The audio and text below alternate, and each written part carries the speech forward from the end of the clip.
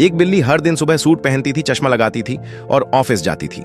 गांव के कोने में एक पुराना टूटा फूटा घर था, लेकिन उसके नीचे बेसमेंट में एक सीक्रेट ऑफिस चलता था जहां सिर्फ जानवर काम करते थे। और उनकी बॉस वही बिल्ली। उसके पास अपना लैपटॉप था, एक छोटी सी घुंघराली कुर्सी और हर समय काम की टेंशन। कुत्ता कॉल संभालता था, गाय स्लाइड्स बनाती थी, बंदर मीटिंग में मीम्स भेजता था। एक दिन गांव का एक बच्चा उस ऑफिस का दरवाजा गलती से खोल देता है और देखकर बेहोश, लेकिन बिल्ली ने उसे पानी पिलाया और बोली, हम जानवर सिर्फ मजे के लिए नहीं है बेटा, प्रोजेक्ट भी पूरे करते हैं। गांव में टहलका मच गया। सब जानवरों की एक लिंक्डइन प्रोफाइल बन गई और बिल्लेश्वरी मैडम अब animal entrepreneurs of the year के लिए नॉमिनेट हो चुकी हैं। और ऐसी मेहनती बॉस के लिए एक लाइक तो बनता है। सब्सक्राइब करो, नहीं तो आपकी गाय भी पैसा मांगने लग जाएगी।